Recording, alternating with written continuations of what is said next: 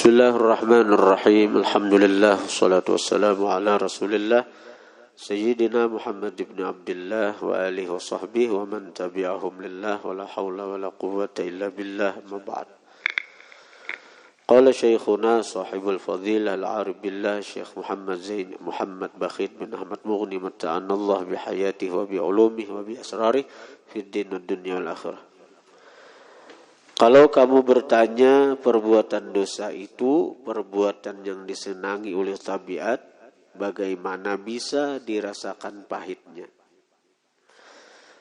Kami jawab, barang siapa meminum madu yang dalamnya terdapat racun dan dia tidak mengetahuinya dengan panca inderanya dan dia merasakan lezatnya, kemudian dia jatuh sakit dan lama sakitnya, dan rontok rambutnya dan lumpuh tubuhnya. Maka apabila madu dihidangkan kepadanya yang dalamnya terdapat racun seperti itu, sedang dia dalam keadaan sangat lapar dan ingin, apakah dia benci terhadap madu itu atau tidak? Jika dia menjawab tidak, maka yang demikian itu ingkar dengan yang disaksikan dan dirasakannya. Bahkan kadang-kadang jiwanya benci terhadap madu tidak ada racunnya karena menyerupai dengan madu yang beracun itu. Trauma aja kita. Maka perasaan orang bertaubat akan pahitnya dosa seperti itu adanya. Yang demikian itu karena pengertiannya bahwa setiap dosa itu rasanya adalah seperti madu dan pekerjaan dosa sama dengan racun.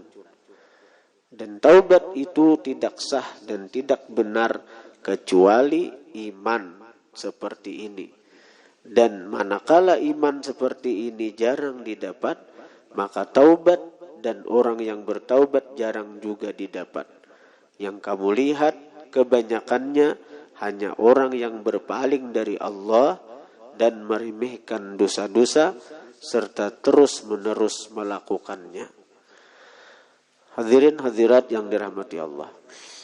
Di sini guru kita menjelaskan bagaimana kita ini benci dengan perbuatan maksiat. Sementara kebanyakan maksiat itu manis pada tabiat. Seperti berzina, kan? Seperti artinya mencuri dapat duit nang artinya kadelapah tuh gawiannya korupsi. Nah, jadi itu artinya nyaman. Kayak apa kita nang ini benci dengan perbuatan nang nyaman nang itu. Melihat bebinian nyaman kalau kayak apa kita benci. Sementara tabiat kita menyenangi itu. Kayak apa ujar si penanya nih, kisahnya nih ada tanya jawab. Nah, lalu disinilah letaknya iman. Letaknya iman. Seseorang nih, dia sudah mempercayai apa yang dia telah ketahui. Kita dicontohkan oleh guru kita. Ada seseorang misalnya meminum madu. Madu itu kan manis pada tabiat, nyaman rasanya nih. Sekalinya di dalam madu itu ada racun. Begitu diminum madu itu, sekalinya beracun. Sehingga dia merasakan efek daripada racun tadi. Jatuh sakit, rambut rontok, bahkan badan lumpuh. Nah, kemudian beberapa lawas nih, kada satu mat garingnya nih. Kemudian si orang tadi sigar. Nah, begitu sudah sigar, ada orang menawari madu tadi. Madu tadi. Jurannya madu, nah ikam semalam minum, anda kan lagi. Tentunya kada hakun lagi minum madu nang bakas semalam diminumnya tadi. Padahal madu itu kan manis, pada tabiat, pada rasa. Tapi karena inya mempercayai apa yang telah dirasakannya tadi, apa yang pernah dirasakannya, bahwa madu itu sekalinya beracun, membuat inya jatuh sakit, membuatnya sengsara, kayak apapun manisnya madu itu, nya kadahakun lagi meminum. Nung madu nang artinya nang bakas semalam diminumnya misalnya. Bahkan kadang-kadang daripada traumanya inya dengan sebab minum madu jatuh sakit tadi, walaupun ditawari orang macam-macam madu nang kadada racunnya, tetap inya kadahakun meminum karena trauma dengan kejadian yang pernah inya alami. Nah, kayak itu juga dengan perbuatan dosa. Perbuatan dosa itu setiap perbuatan dosa itu mengandung murka Allah Subhanahu wa taala. Dan setiap perbuatan dosa itu ancamannya neraka. Sementara, dan itu pastilah, setiap dosa itu pasti sudah, setiap maksiat itu pasti mendatangkan murka Allah dan ancamannya neraka. Itu pasti itu. Sementara kalau kita tobat daripada maksiat, kita belum tentu diterima oleh Allah. Amun tobat kita kada bujur. Amun tobat kita kada bujur, belum tentu diterima Allah. Tapi kalau maksiat, itu pasti sudah mendatangkan dosa. Maksiat pasti membawa kepada nerakanya Allah Subhanahu wa taala. Nah, bahaya-bahaya seperti ini diyakini, diimani oleh orang beriman. Sehingga kayak apapun artinya tarikan dosa, kayak apapun manisnya dosa, kayak apapun lezatnya maksiat, itu kada akan mempengaruhi inya untuk menggawi maksiat nang itu. Inya kada akan tergiur untuk memperbuat maksiat atau perbuatan dosa tersebut. Nah itu karena ini iman tadi. Iman, percaya dengan apa yang dihabarkan oleh Allah, percaya dengan apa yang dihabarkan oleh Rasulullah Shallallahu Alaihi Wasallam. Hadirin hadirat yang dirahmati Allah Subhanahu Wa Taala. Allah Subhanahu Wa Taala itu menyembunyikan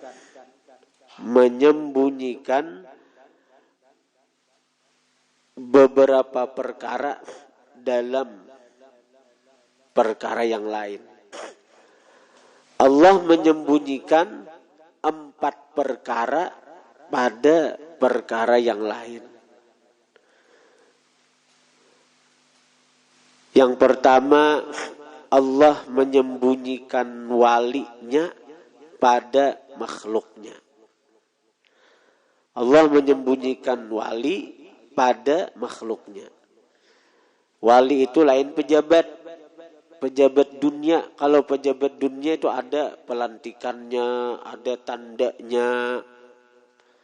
Bila dilantik ada ucapan selamatnya.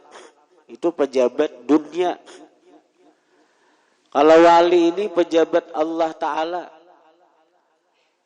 Bila Allah menghendaki wali, siapapun jadi wali, dan kadada artinya bintang kewaliannya yang membuat kita kenal bahwa orang itu wali. Siapapun bisa jadi wali bila Allah menghendaki. Nang tukang parkir kah? Nang kaum masjid kah? Kada mesti betital tuan guru jadi wali itu. Betital kiai haji kada mesti. Siapapun bisa jadi wali. Bila Allah menghendaki. Ada guru bangil disuruh orang artinya untuk mencari wali di Masjid Ampel, di Masjid Ampel Surabaya. Jadi begitu sidin artinya ngerin disuruh mencari sidin orang hebat juga dan mata hati sidin pinandu ini wali, ini wali, ini wali.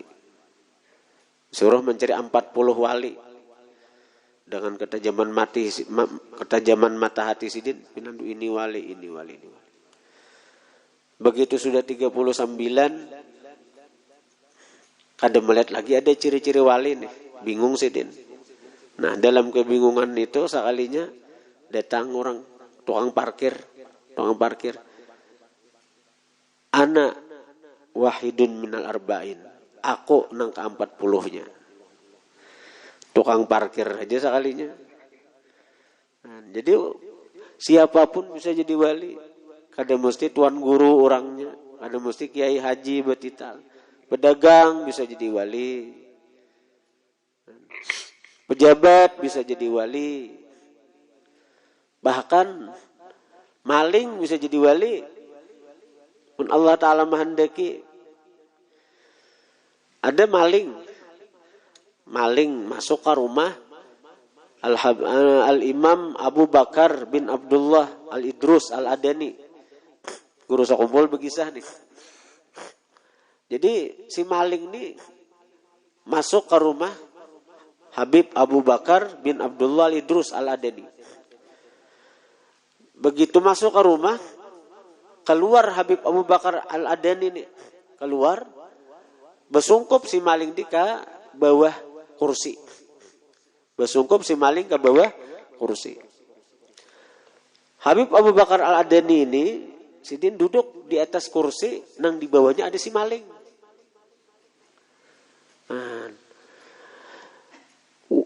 Kadalawas datang wali daripada Rijalul Ghaib. Nang biasa kita tahu ya Rijalul Ghaib. Itu satu kelompok daripada para wali-wali. Para wali ini ada macam-macam wali nih. Ada Gauth, ada Autad, ada Abdal, ada Nujaba, ada Ruqaba, ada Rijalul Ghaib. Rijalul Ghaib ini setiap kejadian apa di buncu-buncu dunia dia laporan kepada Qutbul Gauth atau presidennya wali. Dan kebetulan ternyata Habib Abu Bakar Al-Adani ini merupakan presidennya wali pada zaman itu, pimpinan wali pada zaman itu. Jadi macam-macam wali itu. Ada wali itu Raja Biyun. Raja Biyun itu wali yang hanya diangkat di bulan Rajab. Begitu bulan Rajab, angkat Tuhan jadi wali, macam-macamnya tuh. Diuji Tuhan, nah menunjukkan ini tuh orang yang disayangi Tuhan. Nah, itu wali Raja Biyun ngarannya. Di bulan Rajab tuh bisa waktu sebulanan sehat, di setahunan begitu bulan Rajab garing sidin sebulanan. Nah, bisa Raja Biyun itu. Tapi kan bila habis bulan Rajab, hampir jadi wali. Nya Raja Biyun. Nah, jadi begitu si maling ini artinya bersungkup di bawah kursi, yang mana di atas kursi itu Al-Habib Abu Bakar Al-Adani duduk, datang Rijalul Ghaib. Ujar Rijalul Ghaib melaporkan, wahai imam kami, wahai presiden kami, di hujung dunia sana ada seorang wali abdal yang hendak meninggal dunia. Wali abdal itu menurut riwayat 80 orang. 40 laki-laki, 40 bini-bini saduniaan. Jadi 40 laki-laki, 40 bini-bini. Jadi bini-bini itu bisa aja jadi wali juga. Nah, jadi 40 laki-laki, 40 bini-bini. Disebut abdal bila inya mati, ada yang mengganti. Bila ada yang meninggal, ada yang mengganti. Jadi itu beban wali itu. Idza ahabballahu abdan ibtalah. Bila Allah cinta lawan hamba, Allah uji si hamba tadi. Jadi kita jangan sedih bila diuji Tuhan macam-macam. Diuji Tuhan dengan penyakit, diuji Tuhan dengan apapun. Napa hendak kada kesampaian misalnya, itu jangan sedih. Itu ujian. Kita hendak nukar ini kada dapat, kita hendak ini kada kabul. Itu ujian Tuhan. Sakira mengatakan kita ikam nih hamba aja Tuhan. Lalu kita kembali ke Tuhan. Nah ini nang kehendak Tuhan nih. Sekira kita kembali ke Tuhan. Jangan mikirkan dunia nih. Kam je Tuhan non dia aku haja. Jangan nang kalahin. Itu sifat orang-orang wali. Bila Tuhan itu sayang lawan kita, macam-macam Tuhan tuh hendak. Bila kita hendak tersimpang sudah, bulikakannya ke kita, bulikakannya ke sidin. Bila kita hendak tersimpang sudah jalan, dibulikakannya ke sidin. Kayak apakah caranya? Nah jadi abdal itu bila hendak mati ada yang mengganti, maka bila ada yang menggantinya ada mati dulu. Itu abdal si berganti.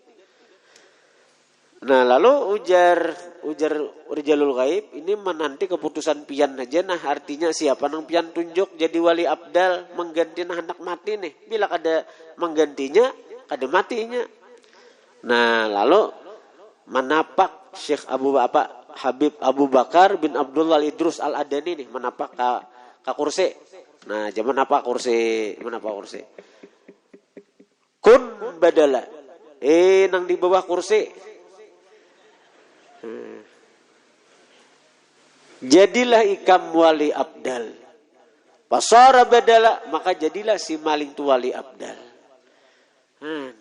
Artinya apa? Ini diangkat jadi wali abdal, dijazab. Masalah maksiat dahulu itu, ini bisa aja membirisakan sudah. Karena dibirisakannya, misalnya ini ada hak pernah mencuntan di secara syariat, berlaku hukum syariat. Yang jelas, secara hakikat martabat, ini sudah memperoleh makam wilayah wali abdal. Artinya, mengetahui kisah ini kita tuh jangan sekali-kali menganggap remeh orang. Lah, karena rahasia kewalian itu ampun Allah. Siapapun bisa jadi wali. Bila Allah menghendaki, entah siapakah. Maling enggak tadi? Mun Tuhan menghendaki jadi wali. Jangan menilai orang dari masa lalu. Makin kada boleh. Lah, jangan memandang orang dari masa lalu. Bila penilaian orang itu dari masa lalu, kada apa-apanya Sayyidina Umar tuh. Sayyidina Umar nih, masa lalu sidin pernah menyembah berhala. Sayyidina Umar masa lalu sidin pernah membunuh anak. Anak saya ada bebinian, patak sidin hidup-hidup. Sayyidina Umar tuh gawian bahari. Menyembah berhala, sudahnya. Mematak anak hidup-hidup, sudah gawian sidin. Membunuh orang, rancak aja juga Sayyidina Umar nih.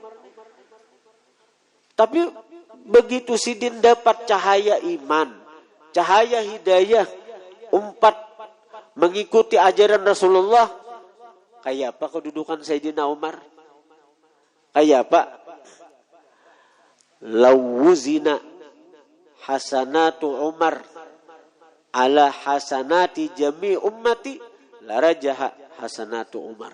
Seandainya ditimbang amal kebaikan Sayyidina Umar lawan amal kebaikan seluruh umatku, ujar Nabi, manang kebaikan Sayyidina Umar. Nah, ini nilai kedudukan Sayyidina Umar. Lalu ujar sahabat lain, Abu Bakar enggak Rasulullah? Abu Bakar bang. Ternyata Abu Bakar lebih tinggi lagi. Ujar Nabi, Umar hasanatun min hasanati Abi Bakrin. Umar itu cuma satu kebaikan dari sekian banyak kebaikan Abu Bakar Siddiq radhiyallahu anhu. Jadi kada boleh kita memandang orang, mencap orang, menilai orang kada baik karena memandang masa lalu orang. Kada boleh. Karena barangkalinya masa lalunya dulu jahat, masa lalunya kada baik. Begitu inya tobat kepada Allah, kembali kepada Allah, makanya menjadi kekasih Allah. Menjadi kekasih Allah. Ini perlu benar nih lah. Perlu benar ditekankan, jangan memandang masa lalu orang. Jangan menilai orang karena masa lalunya. Jangan itu. Kita ini seakan-akan kada mau menerima kebaikan orang tuh. Bahari orangnya kayak itu aja kelakuan. Bahari orangnya ini kelakuan. Ketikanya hendak baik, kita sambati, kita kuyai, kita jelikakan. Ada boleh itu. Ada boleh. Karena itu rahasia Tuhan, kewalian tuh siapapun bisa jadi wali. Siapapun. Bila roh ini masih ada di awak, siapapun bisa jadi wali. Siapapun bisa jadi kekasih Allah. Binian kah, lakian kah. Nah, jadi artinya Allah menyembunyikan kewaliannya pada hamba-hambanya. Tujuannya apa? Sakira jangan kita ini menganggap remeh orang lain. Kalau orang nang itu wali Allah Ta'ala. Bah, kayak itu kada mungkin wali aja. Kada mungkin jadi wali orang nang kayak itu. Kita kah ampun rahmat? Kita kah nang bakahandak? Allah kah? Kita kah nang bakahandak? Allah kah? Itu yang pertama. Yang kedua, Allah Ta'ala menyembunyikan ridha-Nya pada ketaatannya. Allah menyembunyikan ridha pada taat. Seluruh taat itu mengandung ridha Allah. Tapi Allah ada meletakkan ridha-Nya yang akbar, yang disebut di Quran waridwanullahi akbar. Ridha Allah itu yang paling besar. Setiap taat itu mengandung ridha Allah. Nah, tapi Allah ada menyembunyikan ridha-Nya yang terbesar pada ketaatan-ketaatan yang kita kada tahu di mana ridha Allah Ta'ala itu terletak lawan kita. Kita kada tahu di mana ridha Allah itu terletak lawan, di taat mana Allah ridha lawan kita. Kita kada tahu.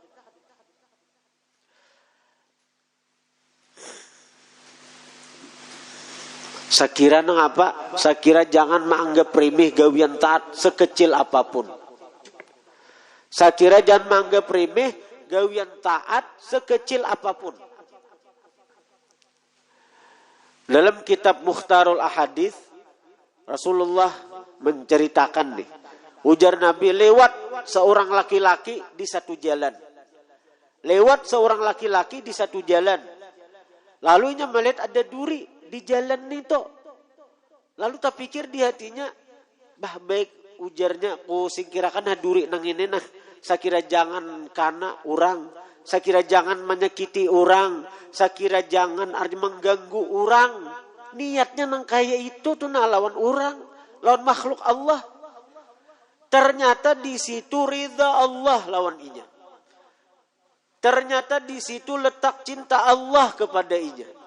Maka dengan berkat gawian itu Allah ridha lawan inya. Ketika dia mati, inya masuk surga. Sebab itu aja. Tapi kita kada tahu, pangja kita tahu, ridha Allah di situ gawiannya. Pian gawin nang itu aja, nang lain bir kada usah. Nang lain bir kada usah, karena bila Allah ridha, kayak apa aja maksiat kita, kayak apa aja dosa kita, kada berpengaruh lagi bila Allah sudah beandak ridha. Tapi kita kada tahu di mana gawian baik nang membuat Allah tu ridha lawan kita ni nang kada tahu. Sekira jangan anggap remeh gawian baik ni tu. Imam Ghazali sidin, ketika sidin meninggal dunia, murid sidin bermimpi mendapat sidin. Ujar murid, wahai imam, wahai guru, kayak apa pian artinya? Kayak apa pian dikubur? Jadi ujar Imam Ghazali, ketika aku meninggal, aku berdapat Allah Ta'ala roh nih. Rohku bertamu Allah. Lalu ujar Allah Ta'ala, wahai Ghazali, ikam tahulah sebab nangapa aku ridha lawan ikam. Sebab apa aku ni ridha lawan ikam? Ujar Imam Ghazali, karena ulun banyak mengarang kitab. Ada aja Tuhan. Karena ulun malajari orang. Ada. Karena ulun banyak ibadat. Ada aja Tuhan. Nang apa? Sebab nang apa? Ibadat kada jua. Banyak mengarang kitab kada jua. Maajar kada jua. Sebab nang apa Allah ridha lawan siden. Ya Tuhan, ingatlah ikam. Waktu mengarang kitab. Waktu menulis kitab. Ada lalat hinggap di tintah ikam. Maka lalu ikam maras melihat lalat itu kehausan. Maisap tintah. Ikam baampih ya Tuhan menulis dahulu. Ikam melihat akan lalat itu maisap. Lalat nang kehausan itu nah. Maisap tintah ikam itu. Karena ikam kasih sayang lawan lalat makhlukku. Karena ikam kasih sayang lawan makhluk ciptaanku ya Tuhan. Maka saat ini ikam ku sayangi dan ikam ku ridai. Nah, sebab itu ini Imam Ghazali di situ juga contohnya. Seorang pelacur. Ini saya kira kita jangan menganggap remeh taat. Sekecil apapun barangkali itu adalah sebab Allah ridha lawan kita. Dalam kitab Riyadhus Shalihin, Rasulullah bercerita. Ada seorang pelacur. Tapi kalau pelacur itu, nenggawiannya kada sanunuh itu nah. Jadi seorang pelacur, habis melakukan perzinahan, nya bulik menuju rumahnya. Di tengah jalan, nya kehausan. Padang pasir nih. Kehausan. Lalu ia melihat sumur. Turun si pelacur tuh ke sumur dan diminum sepuasnya inya. Hilang hausnya. Naik dari sumur. Melihat anjing. Melihat anjing. Anjing menjilat-jilat pasir karena kehausan. Melihat anjing. Ini anjing nih. Tapi anjing makhluk Allah Ta'ala juga kalau. Si anjing ini kehausan. Si pelacur ingat keadaannya waktu haus kayak apa. Tersiksanya haus itu inya. Lalu si pelacur ini turun pulang ke sumur. Diambilakannya banyu dengan sepatunya nito. Naik ke tabing. Nah diminuminya anjing tadi. Ternyata disitulah ridha Allah kepada si pelacur tadi. Allah bukakan hatinya untuk tobat. Sehingga ia berhenti daripada melacurkan diri. Lalu ia menjadi orang yang taat. Akhirnya dia meninggal dunia dalam keadaan husnul khatimah. Masuk surga. Pelacur. Sebab ridha Allah datang kepada ia apa? Karena maras melihat anjing nang kehausan. Ini lain-lain orang beda. Dan itu dirahasiakan oleh Allah. Dirahasiakan oleh Allah.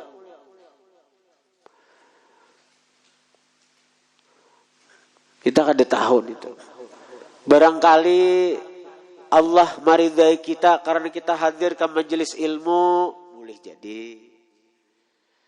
Barangkali Allah meridai kita karena kita membantu orang yang kesusahan, boleh jadi. Nang jelas kita dituntut untuk menggawi apa-apa yang disuruh oleh Allah dan Rasul dengan semampu kita. Kalau di situ ada ridha Allah lawan kita.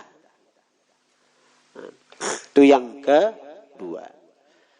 Yang ketiga, Allah menyembunyikan murka pada maksiat. Itu tujuannya, saya kira kita jangan menganggap remeh maksiat. Saya kira jangan menganggap remeh maksiat. Bila nang kayak itu hak, bila nang kayak itu hak aja. Kayak itu hak. Barangkali di situ murka Allah. Bila Allah murka, selesai sudah kita. Ada cagaran dapat ridhanya lagi. Bila Allah murka, ini berbahaya kita. Berbahaya. Kita taat, kita melakukan ibadat, tapi sudah murka Allah bertempat ke kita. Sia-sia ibadah kita, sia-sia taat kita. Dan ini pun berbeda-beda, balain lain setiap orang. Balain lain.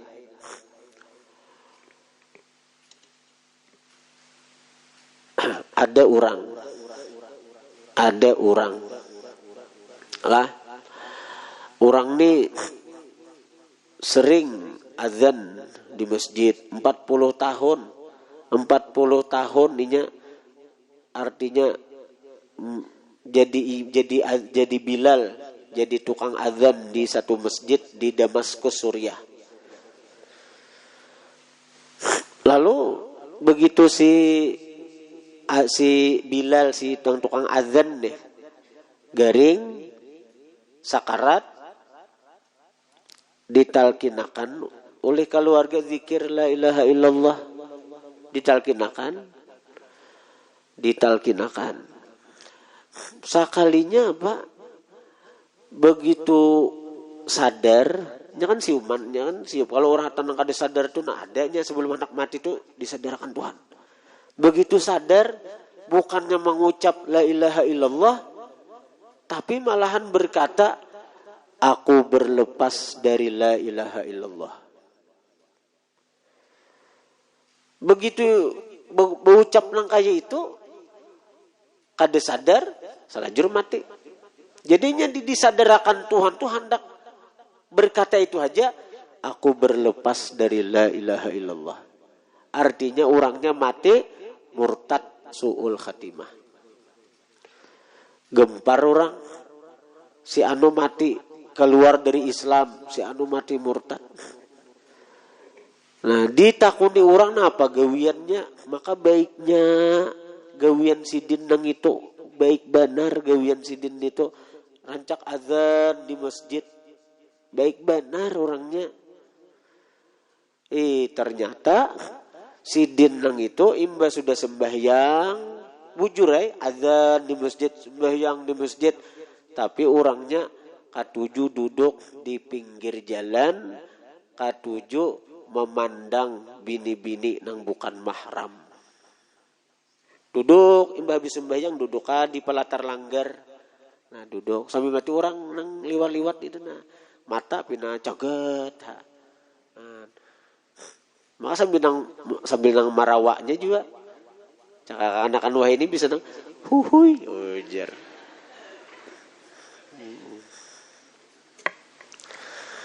Bebiniannya katuju jo dirawa. Ada baik dok. Ini mata nih, hati-hati benar kita menggunakan mata nih. An-nazar sahmun min sihami iblis. Memandang ini merupakan anak panah daripada anak panahnya iblis. Hati-hati kita menggunakan mata tuh, hati-hati. Apalagi memandang kepada yang bukan mahram kita. Kecuali ini dibolehkan kita memandang orang itu, dibolehkan dalam beberapa hal. Seperti seorang guru memandang kepada muridnya boleh. Waktu belajaran. Seperti guru sekumpul kan waktu belajaran sini majelis hari Sabtu tuh nah. Sidin duduk binian mengelilingi sidin. Boleh aja nih tak. Jadi murid boleh memandang guru, guru boleh memandang murid waktu belajaran. Memang ada hukumnya nih tak. Tapi amun kawa kada. Tapi seandainya nu boleh agar lebih memasukkan ilmu nang disampaikan itu. Nang kedua, dokter waktu mengobati pasien boleh memandang, walaupun melihat aurat boleh. Amun kada boleh melihat, dokter menyuntik bepajam kalau salah suntik kayak apa? Itu mati dibolehkan itu dokter melihati pasiennya, walaupun aurat yang dilihat boleh. Boleh nih tuh, ada hukum fikihnya nih tuh, ada bapak waktu mau obati ada kau pajam-pajam. Waktu berdagang boleh juga, misalnya kita berdagang, datang orang bebinian yang bertutukar, boleh aja kita melayani sambil melihati, jangan mahajalakan. Sambil melayani itu melihatin apa keperluannya. Amun kita kisah nang arti bepajam, sekali bubuncalak hilangan barang seorang. Nah, boleh juga. Dan dibolehkan juga memandang itu lah bagi nang lelakian nih. Waktu kita beparaan. Boleh. Waktu kita beparak lawan bebinian tuh boleh kita memandang binian tuh. Waktu kita beparak khitbah ngarannya, waktu kita beparak melamar bebinian tuh boleh kita memandang. Saya kira jangan tak ambil bini kucing dalam karung.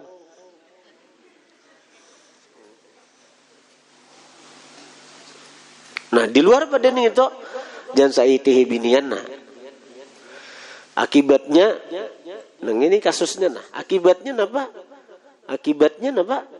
Hendak mati. La ilaha illallah, ujar keluarga. Sekali sadar, aku berlepas daripada kalimat la ilaha illallah. Hati-hati tuh. Yang keempat, ada tuh contoh kasus sebuteng. Ada juga kasusnya juga bini-bini Nabi berkisah bini-bini masuk neraka gara-gara kucing. Kenapa? Kucing dikurungnya di kamar, diberi makaninya, dilaparakannya sampai mati gara-gara kucing aja. Maka apa ibadat orangnya nih gara-gara kucing masuk neraka. Man, hati-hati lawan kucing nih. Ini kada boleh kucing menyipak. Melihat kucing artinya apa? Di jerinting, ditimbai, kada asaan menimbai kucing. Jadi hati-hati kucing itu juga. Ada orang masuk neraka gara-gara kucing. Ada orang masuk surga gara-gara kucing juga. Halo, ada bangunan kucing di rumah, disayangi ya kucing tuh. Kalau sebab kucing itu kita ke surga. Kemudian yang keempat, Allah menyembunyikan waktu mustajab di sehari semalam ini. Sehari semalam ini 24 jam, itu Allah menyembunyikan waktu mustajab doa. Saya kira kita memanfaatkan waktu dengan sebaik-baiknya. Jangan sampai kita membuang waktu menjadi sia-sia. Itu. Nah, jadi mudah-mudahan Allah Subhanahu wa taala menerima apa yang telah kita kerjakan, dan mudah-mudahan Allah memberikan kita keridhaannya berkat Nabi sallallahu alaihi wasallam, berkat para wali-wali, dan berkat orang-orang yang dikasihi oleh Allah Subhanahu wa taala. Mudah-mudahan perkumpulan kita ini mendatangkan ridha Allah Subhanahu wa taala. Mudah-mudahan yang hadir pada hari ini berataan dapat ridha Allah Subhanahu wa taala. Mudah-mudahan kita berataan sebagaimana di dunia Allah kumpul, di akhirat pun kita berkumpul berkat syafaat Rasul. Amin amin ya rabbal alamin. Al-Fatihah.